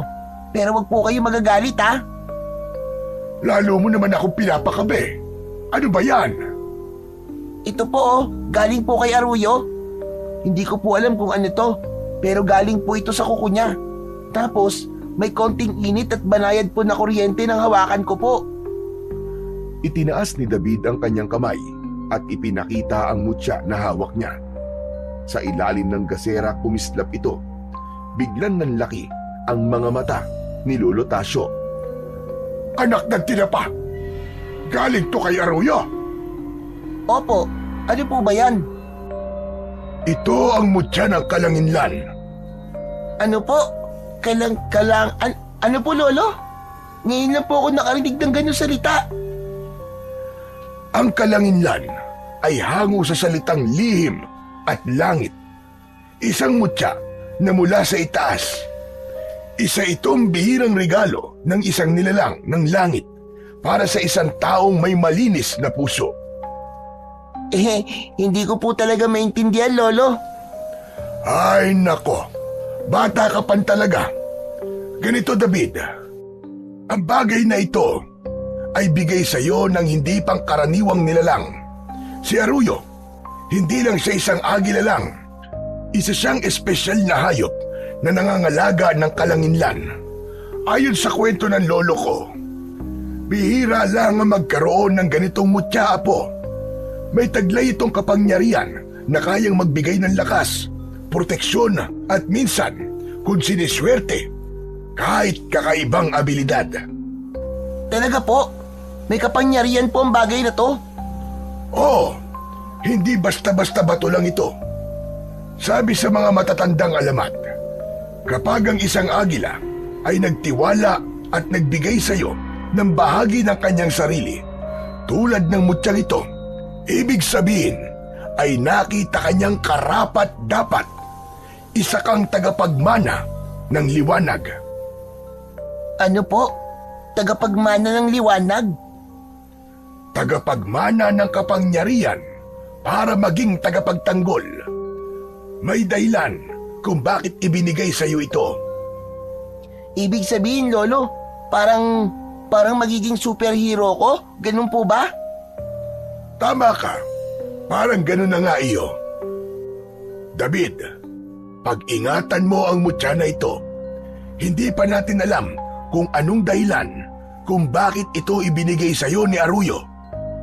Bihira at hindi lahat ay nabibigyan ng ganitong tiwala ng isang nilalang na gaya ng agilang alaga mo na si Arroyo. Lolo, may sasabihin pa po ko. Hindi po kaya ibinigay po sa akin ng mutya ay para kalabanin ko po ang mga aswang? Sandali lang. Bakit mo naman nasabi yan? Kasi sasabihin ko na po sa inyong totoo. Kaya po ako nagtago doon. May aswang po ako nakita kanina eh. 3 po sila lumilipad. Hindi po tao hindi rin po ibon. Parang tao po na may pakpak na parang paniki. Ang lalaki po ng mga mata maitim po ang balat at may mahahabang mga kuko. Nakakatakot po talaga sila. Mabuti na nga lang po, tinago po ako ni Arroyo eh. Ano ka mo? Mga aswang? Kaya pala may nararamdaman akong kakaiba kanina. Talagang namiminsala na naman pala ang mga nilalang na yon. Mabuti na lang at nakapagtago ka. Baka kung nakita ka na mga yon, baka kinain ka na ng buhay. Ang mga aswang na yon ay walang awa. Malulupit sila at walang patawad. Talaga po? Naku, nakakatakot naman. Tama ka, nakakatakot talaga sila. Kaya nga palagi ko sinasabi sa'yo na wag kang magbubukas ng pinto o kaya ng bintana. Tapos lumabas ka pa. Abay, napakatigas ng ulo mo. Pasensya na po, Lolo. Hindi ko naman po sinasadya eh. Hindi ko na po uulitin. Abay, dapat lang. Kung hindi, lagot ka talaga sa akin. Alam mo, Apo, gusto lang kitang protektahan. Mahirap na. Hindi natin alam kung kailan darating ang panganib. Naiintindihan ko po, Lo. Salamat po. Pangako po, hindi na po ako magpapasaway. Hala, sige. Halika na. Pumasok na tayo. Bukas ng umaga kailangan natin pag-usapan yan ng mas detalyado. Kailangan mo ring matutunan kung paano gamitin ng tama ang mutyang yan. At higit sa lahat, kailangan mong matutong protektahan hindi lang ang sarili mo, kundi pati na ang mga taong nasa paligid mo. Tahimik siyang sumunod sa kanyang lolo, papasok ng bahay. Maaga pa lamang ay nasa bahay na nila David si Miko. Nanginginig pa ang boses nito habang tinatawag ang pangalan ng kanyang kaibigan. Agad naman na lumabas si David at sinalubong ito. David! David, may balita ako! Grabe! Uy, bakit? Anong meron, Miko? Narinig ko. Pinag-uusapan ng mga marites sa kanto na may mga nawawalan daw ng mga alagang hayop. Aso, kambing, pati yung kalabaw ni Mang Ilyas. Nawala. Tapos may nakapagsabi na aswang daw ang dumali sa mga hayop. Sigurado ka ba, Miko? Ang aga mo nakipagtismisan ah. Grabe ka. Huwag ka naman tumawa. Ninenervyos na nga yung tao eh. Nagkakagulo na ang mga tao. Kasi may nagpatunay na may mga sumalakay nga daw na aswang kagabi. May nakakita sa mga aswang na lumilipad. Mga mukha daw dambuhalang paniki. Nakakatakot talaga. Tignan mo, nagtatayuan na ang mga balahibo ko dahil sa takot. Teka, mga aswang na parang paniki. Oo, bakit di ka ba naniniwala? Naniniwala. Talaga? Aba, ayos kung ganun. Totoo naman talaga eh. Di ba na may mga aswang? Oo, totoo yun. Kasi nakita ko din sila kagabi. Tugma sa kwento mo ang mga itsura nila. Hala, talaga? Nakita mo? Kung ganun, totoo nga. Kasi maski ikaw nakita mo eh. Maya-maya, lumabas si Lolo Tasyo sa pinto. May daladalang bagay na nakabalot ng pulang tela. David, halika! Tapos ko na! Lumapit si David at Miko.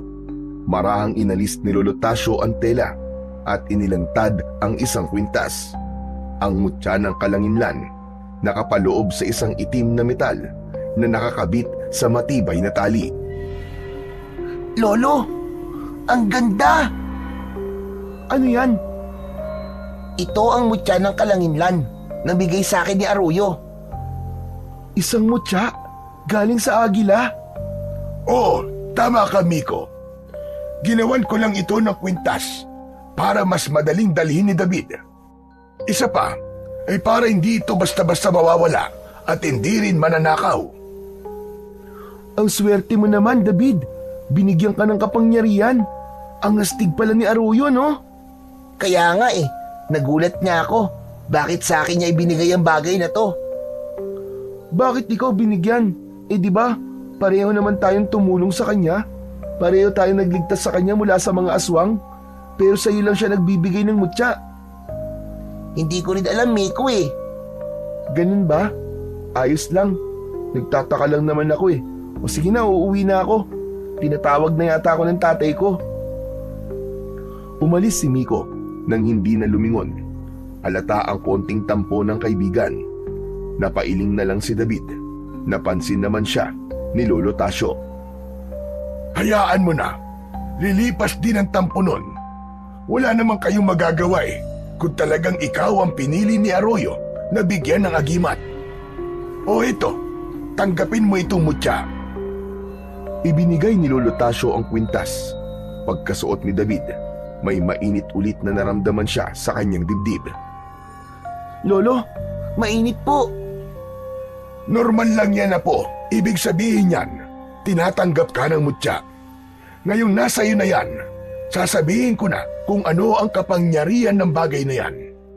Ang mutya ng kalanginlan ay nagbibigay ng proteksyon, lakas at mas matalas na pandama. Bibigyan ka rin ito ng kakaibang bilis at tapang. Pero dapat may orasyon ka din. Teka, heto, basahin mo ito at ikabisa. Dahil ang orasyong ito ay kayang palakasin palalo ang kapangyarihan ng mutya. Teka, ba't niyo po sinasabi sa akin to, Lolo? Sinasabi ko sa iyo dahil malaki ang posibilidad na mapalaban ka sa mga aswang po. Dapat may alam ka para meron kang laban. Dahil hindi sapat na may mutya ka lang. Dapat alam mo kung ano ang kalakasan ng iyong kwintas. Kinuha ni David ang isang piraso ng papel na iniabot sa kanya ng matanda. Ito ay isang orasyon na may nakasulat na sinaunang lengguwahe. Tinuruan siya ng matanda kung paano ito bigkasin. Banggitin mo ang orasyon na ito tuwing lalaban ka. Opo, salamat po, Lo. Isa pa, kailangan mo rin ang sandata. Heto sibat. Inabot ni Lolo Tasyo ang mahabang sibat na gawa sa kahoy ng balete at bakal na pinanday pa sa lumang paraan. Mabigat ito at mahaba, halos kasing tangkad ni David. Grabe, ang bigat naman po nito, Lolo. Di ko po yata ito kayang gamitin. Abay, kailangan mong matutunan. Pero kung ayaw mo, pwede rin nating palitan. Anong gusto mo? Lo, pwede po bang tirador na lang po? Ano ka mo, tirador? Aba, sige. May ideya ako. Hintayin mo ko. Umalis si Lolo Tasyo. Pumasok ito sa loob ng bahay. Pagkalipas ng ilang sandali, ay lumabas ito at may bitbit na tirador sa kanyang kamay. Kakaiba ito sa lahat ng nakita ni David. Ang hawakan ay gawa sa sungay ng usa, pinakinis at inukitan ng mga sinaunang simbolo. Ang goma ay mukhang matibay pa. Ang sandata na ito ay hindi basta-basta. Pag ginamit mo ito, parang bala ng baril ang lakas niyan. Wow! Ang astig po nito, Lolo. Saan po ito galing? Pamana yan sa akin ng tatay ko, pero hindi ko naman nagagamit. Ngayon ay panahon na para ipamana ko to sa'yo. Pero hindi ito isang laruan na. Opo, Lolo. Teka, pwede ko po bang subukan? Sa katuruan niyo na rin po ako. Agad na tumango si Lolo Tasyo. Pagkatapos ay pumunta sila sa likod ng bahay kung saan may nakatumbang patay na puno. Inilagay ng matanda sa ibabaw nun ang ilang piraso ng lata. O ayan, subukan mo nga. Itong mga to ang magiging target mo. Isipin mong aswang ang mga yan. Kailangan patamaan mo sila ng mabilis. Pumili si David ng maliit na bato. Inipit ito sa terador. Huminga muna siya ng malalim, saka itinutok ang terador sa lata. Huwag mong hawakan ng sobrang higpit. Dapat tamang tensyon lang. Saglit na tumango si David at muling inayos ang pagkakahawak sa terador. Pinakawalan niya ang bato. Tumama ito sa lata. Lolo, ang galing ko! Nagawa ko po! Magaling. Sa tamang paggamit niyan, nasasamahan mo ng kapangyarihan ng orasyon at mutya. Kaya niyang dumurog ng bungo ng aswang. Pero kailangan mo pa ng ensayo. Sige, ituloy mo lang yan. Doon na muna ako sa loob ng bahay. Pagbutihin mo, Apo. Sige po, Lolo. Salamat po ah. Ayos! Panalo talaga to. Ngumiti si Lolo Tasyo bago pumasok sa loob ng bahay. Samantala, nagpatuloy naman ang sunod-sunod na balita tungkol sa mga nawawalang hayop sa baryo. Araw-araw ay may nagrereklamo. Ang mga tao ay unti-unti nang kinakain ng takot. Marami ang lumapit kay Lolo Tasyo.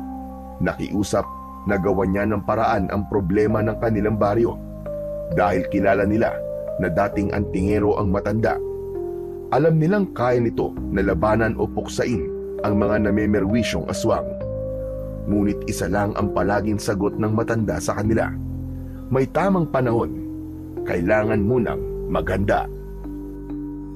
Si David, bagamat sanay nang gamitin ang tirador, ay halos araw-araw pa rin nag-iensayo. Ngunit isang gabi, habang mahimbing ang tulog ng maglolo, biglang nagising sila sa narinig na malalakas na sigaw.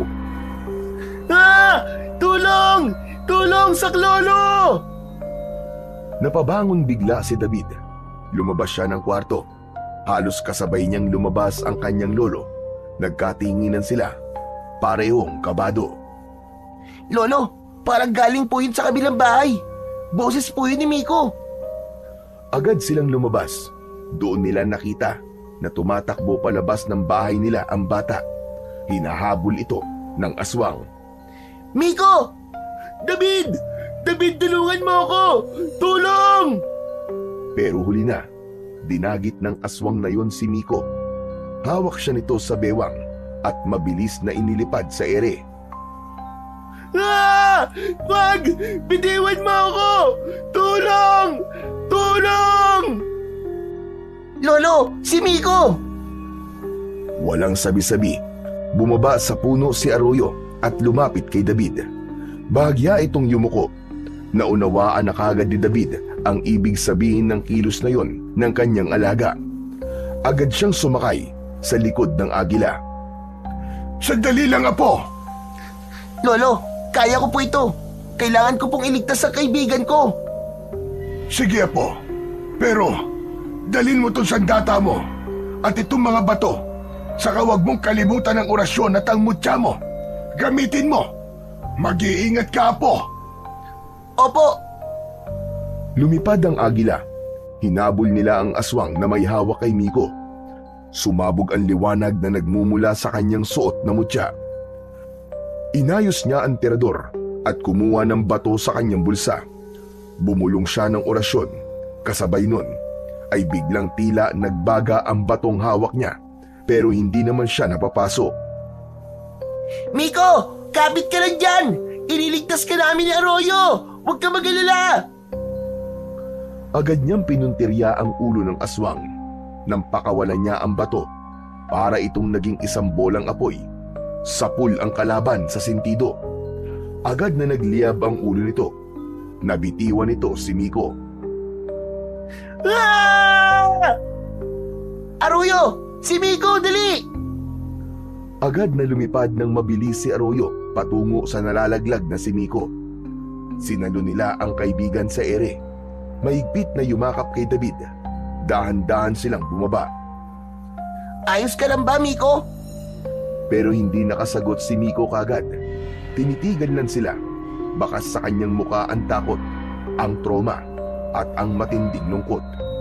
Nang magsalita siya, parang halos pabulong, ngunit sapat para marinig ng maglolo. Akala ko mamamatay na ako. Ligtas ka na, Miko. Kasama mo na kami. Pero ang mga magulang ko, wala na. Patay na sila. Pinatay sila nung aswang. Paano na ako ngayon? Napayuko si Miko habang patuloy na umiiyak. Nanginginig ang kanyang balikat. Ang kanyang mga kamay ay mahigpit na nakakabit sa kanyang tuhod. Hindi ko man lang sila natulungan. Wala po akong nagawa. Wala akong silbing anak. Miko, pasensya ka na kung nahuli kami ni Lolo. Meron lang man sana kaming nagawa. Samantala, si Lolo Tasyo ay napatingin sa lupa. Malalim ang buntong hininga niya at bakas sa kanyang muka ang bigat ng konsensya. Bahagya siyang napapikit, parang sinisisi ang sarili sa nahuling pag-aksyon. Wala na tayong magagawa. Nangyari na ang trahedya. Pero hindi na natin hahayaan na may iba pang mabiktima ang mga aswang na yon. Tinapik ni David ang balikat ni Miko. Huwag ka mag-alala, Miko. Kung gusto mo, dumito ka na muna sa amin. Hindi kita pababayaan. Napatingin si Miko sa matanda. Tumayo ito at niyakap ng mahigpit si Lolo Tasyo. Niyakap din niya si David. Kagad na nabalitaan ng mga taga-baryo ang nangyaring trahedya sa pamilya ni Miko. Galit na galit ang mga tao, pero may bahid ng takot, lalo na't alam nilang may mga kasamahan pa ang aswang na tumapos ng buhay ng mga magulang ng bata. Kaya't hindi na sila nagpatumpik-tumpik pa. Nagtipon ng lahat ng malalakas na lalaki sa baryo sa gitna ng plaza. Pinangunahan ito ni Lolo Tasyo at ilang opisyal ng baryo. Ngayong araw, tutuldukan na natin ang kasamaan ng mga aswang na yan. Handa ba ang lahat na makipaglaban at ipagtanggol ang baryo laban sa kanila? Sumagot ang mga tao na handa sila. Itinaas nila ang mga hawak na sandata, mga pana, sibat, matutulis na kahoy, itak at iba pa. Sige, humanda na kayo. Ngayon natin sila sasalakayin. Dahil sa oras na ito, mahihina sila. Tulog sila kapag araw. Nagsigawan ang mga taga-baryo bilang simbolo ng kanilang tapang at determinasyon. Sumunod lang kayo sa akin. Ang agila ang magiging gabay natin. Dapat tahimik lang tayo. Wala munang mag-iingay sa gubat. Kapag nasa pugad na tayo ng mga aswang, saka tayo sabay-sabay na aatake. Susunugin natin ang kanilang mga bahay. Tumango ang lahat. Isa-isa silang lumakad bitbit ang kanilang mga sandata. Dala ang pag-asa na sa wakas ay matatapos na ang kalbaryo sa kanilang baryo. Habang naglalakad sila papunta sa gubat, ang mga naiwang kababaihan at mga bata ay nagdarasal habang may hawak na mga krus at rosaryo. Nakaluhod habang nakatingin sa direksyong tinahak ng mga lalaking mandirigma ng kanilang baryo. Sigurado ka bang kaya mong sumama? Oo naman, ipaghihiganti ko ang pagkamatay ni nanay at tatay David. Kung ganon, handa ka na. Handang-handa na ako. Para ito sa pamilya ko at para sa lahat ng mga naperwisyo nila. Sumakay na sila sa likod ni Arroyo. Lumipad sila sa ere. Sa himpapawid, tanaw nila ang masukal na gubat. Habang papalapit sila sa pugad, tumitindi ang kabog ng dibdib ni Miko. Tila dahil sa kasabikan na mabigyan ng hustisya ang kanyang pamilya. Tay, Nay, para to sa inyo. Hindi ko na kayo may babalik. Pero gaganti ako. Kaya natin to, Miko. Lalaban tayo. Pero David, nakakatakot. Pero hindi ako aatras. Hindi ko sila papatawarin sa ginawa nila. Tama, masama sila. Dapat lang natapusin na natin sila para wala nang ibang masaktan. Salamat David kasi nandito ka. Nandito kayo ni Arroyo para sa akin. Siyempre, best friend tayo, di ba? Mahigpit na niyakap ni Miko ang likod ni David. Mabilis ang lipad ng agila. Maya-maya pa ay nakita na ng dalawa ang pugad ng mga aswang mula sa itaas. Umikot-ikot sa himpapawid ang agila na si Arroyo. Samantala sa ibaba ay natanaw naman ng mga mandirigma ang agila. Malapit na tayo! Magsipaghanda na kayong lahat! Ilang sandali pa ay narating na din nila sa wakas ang lugar. Tahimik lang sila. Nagmanman at naghintay ng tamang pagkakataon para sumugod. Ito na ang huling pagkakataon. Sa pagsugod natin, wala nang urungan. Tandaan nyo, tama sa puso, sa ulo, sa leeg. Yun ang kahinaan nila. Bumaba ang agila sa lupa. Bumaba ang dalawang bata. Paglapag nila, saka nagbigay ng hudyat si Lolo Tasyo. Sugod! Sabay-sabay na umabante ang lahat papasok sa lugar na yon. Agad nilang sinunog ang mga nadadaan ng bahay. Kumalat ang apoy na parang bangungot. Isa-isang nagsilabasan ang mga tao mula sa kanilang mga tahanan. Galit na galit ang mga ito. Agad na nagbago ng anyo ang ilan. Nanlaki ang mga mata ni Lolo Tasyo nang makita ang nangyari. Hindi niya lubos akalain na kaya pa ring magbago ng anyo ng mga aswang na yon maski tirik na tirik ang araw. Gayunpaman ay hindi sila pinanghinaan ng loob. Nag-umpisa na ang sagupaan. Patuloy ang pagsugod mula sa grupo ng mga taga-baryo. Nakipagsabayan sila sa pag-atake gamit ang mga sibat, matutulis na itak at pana. Lahat ng mga aswang na kanilang nakakasagupa ay pinapatamaan nila sa ulo, sa puso at sa leeg. Ngunit mabilis din ng mga aswang at malalakas. Ilan sa mga kasama ang agad na bumagsak. Ang ilan ay nasugatan at ang iba pa ay tuluyan ng binawian ng buhay. May mga aswang sa ere at ito ang kadalasang nakakasakit sa mga taong nasa ibaba. Agad na nagdesisyon si David na lumaban na rin at tulungan ang mga tao. Sumakay siya sa likod ni Arroyo. Sama ako! Tara na, bilisan mo, Miko! Lumipad sila sa ere. Maliksing ikinampay ng agila ang malalapad nitong pakpak habang sakay sa likod ang dalawa niyang kaibigan. Mula sa itaas, nakipagsagupa sila sa mga aswang na nasa ere. Hinawakan ni David ang kanyang mutya at inusal ang orasyon na itinuro sa kanya ng kanyang lolo. Sa ginawa niyang yun, naramdaman niyang mas lalong lumakas ang kanyang pangangatawan. Nagtaglay din siya ng kakaibang tapang. Wala ni katiting na takot siyang nararamdaman maski maraming aswang ang kasama nilang lumilipad sa ere. Luminaw ang kanyang paningin.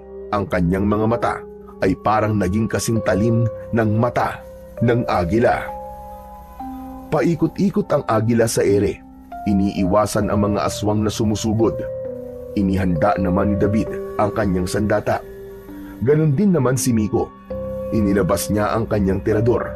Bagamat simple lang yon, ay hindi siya nag-alangan na gamitin yon sa isa sa mga aswang na papasugod sa kanila. Tinamaan ito ang mata ng aswang. Ayos! Sapol! Ang galing ko! Ngunit hindi nito napatumba ang aswang. Bagkus, mas lalo pa itong bumagsik. Muli itong sumugod at muntik nang makuha muli si Miko. Mabuti na lang at agad na napatamaan ito ng umaapoy na bato galing sa tirador na hawak ni David. Nasunog ang aswang hanggang sa tuluyang naging abo. Muling kumuha ng bato si David at pinatamaan ang iba pang mga aswang. Mabilis, eksakto. Ang mga aswang walang magawa kundi ang sumigaw sa sakit habang nasusunog. Sa pamamagitan ng mutya, uubusin namin kayong lahat. Mga hayop kayong aswang kayo. Mga perwisyo kayo sa baryo ng lolo ko. Humugot pa ng isang bato si David mula sa lalagyan ng kanyang sinturon. Mainit na ang kanyang palad. Mas malakas kasi ang apoy na humahawa sa bato para magbaga. Ngunit kaya pa niya itong tiisin. Kaya pa niyang hawakan ang kapangyarihan mula sa mutyang ibinigay sa kanya ng kaibigang agila. Sa bawat pitik ng kanyang tirador, isa-isang tumatama ang mga bato sa katawan ng mga aswang. Wala siyang mintis. Grabe David, ang husay-husay mo na pala talagang gumamit ng tirador. Nakakabilib ka. Magaling kasing magturo si lolo. Paturo ka rin sa kanya. Sige, pagkatapos ito, magpapaturo talaga ako sa kanya para maging magaling din ako katulad mo. Masigla silang dalawa. Walang takot na hinarap ang mga kalaban. Si Arroyo, mabilis ang pandama, alerto sa mga aswang na lumalapit sa kanila. Lilipad siya ng mataas at biglang tila sisisid pababa.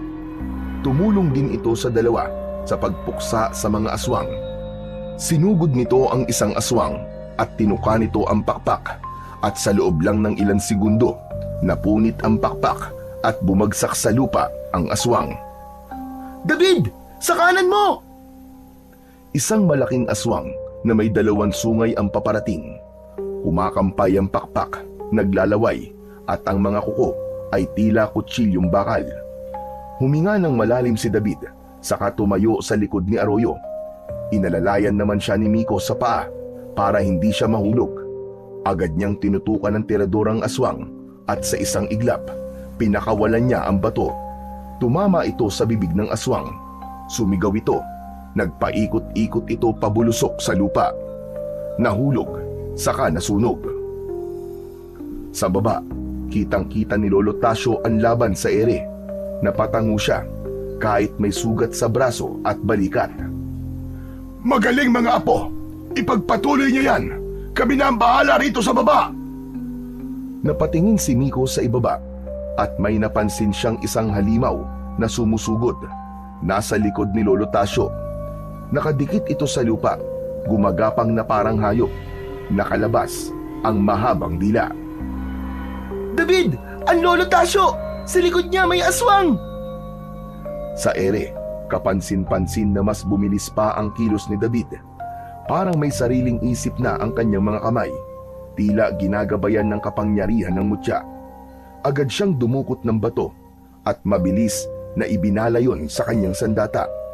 Buong lakas na pinakawalan niya ang bato. Tumama ito sa gitna ng noo ng halimaw. Napasigaw ang aswang pero kagad ding nilusaw ng apoy. Grabe David! Ang galing mo talaga! Idol na kita ngayon! Nagpatuloy ang laban nang maubos na ang mga aswang sa itaas.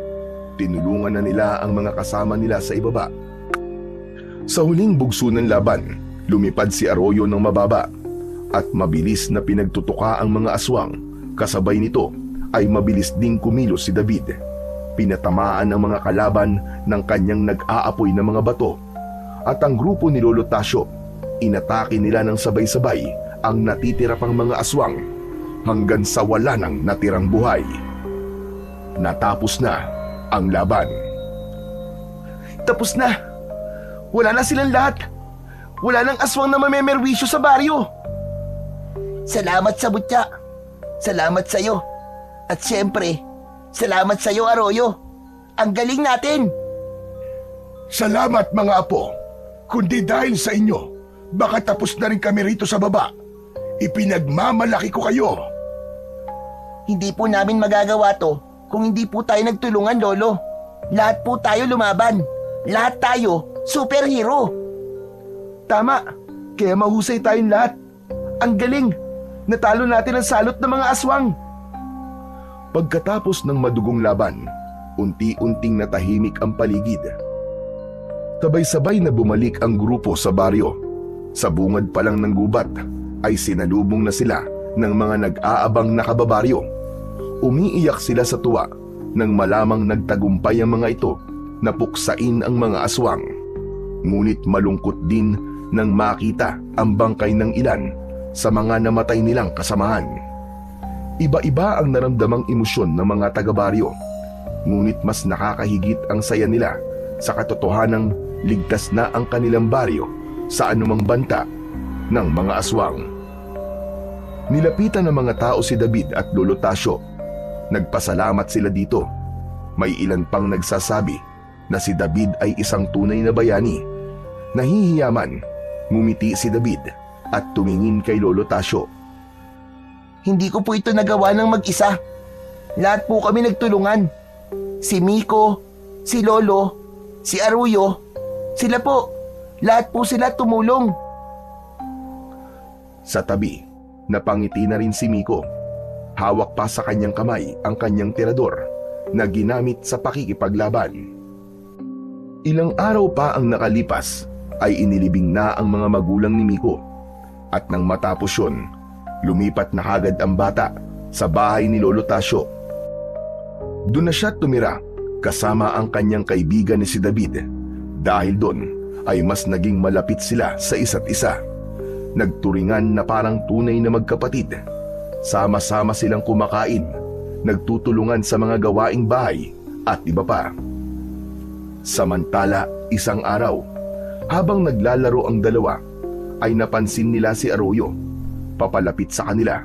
Nang tuluyang makalapit ay iniyuko nito ang kanyang ulo, kasabay ng pagladlad ng malalapad nitong mga pakpak. Bakit? May problema ka ba, Arroyo? Miko, parang nagpapaalam na siya sa atin ah. Ano? Bakit naman? Natahimik si David. Biglang pumasok sa isip niya na tapos na ang misyon ni Arroyo. Lumapit ang bata at niyakap ang kaibigang Agila. Pagkatapos nun ay lumipad na ito, paikot-ikot sa itaas, waring binabati ang lahat sa huling pagkakataon. Pagkatapos nun ay unti-unti na itong lumayo hanggang sa tuluyang nawala sa paningin ng lahat. Paalam!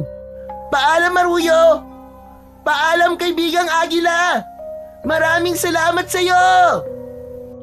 Hanggang sa lumipas pa ang ilang buwan, dumating ang nanay ni David.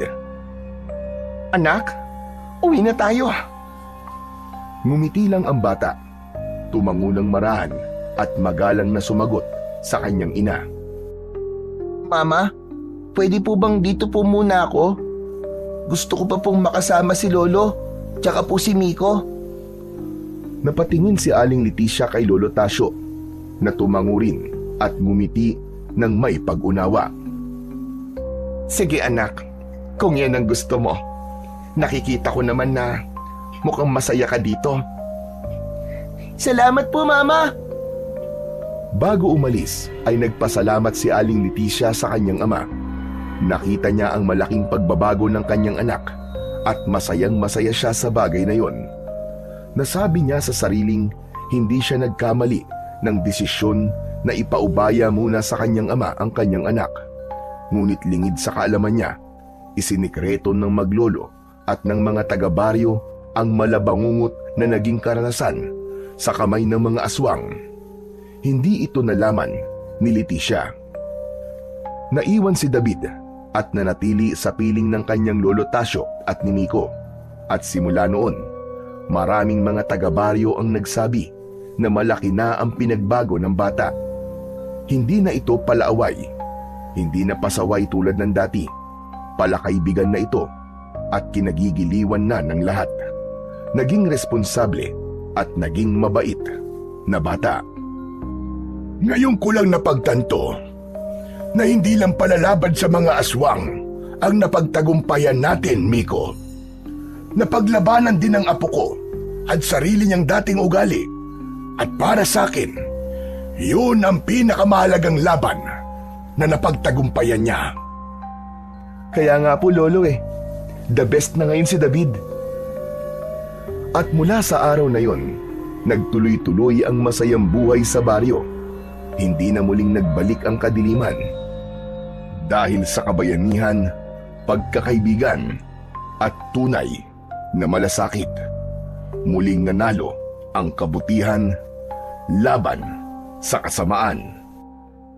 Sa pamamagitan din ng pangyayari na yon, ay muling napatunayan na hanggang may pagkakataon pa ay kayang magbago ng isang tao sa pamamagitan ng tamang aruga, pangunawa at pagmamahal.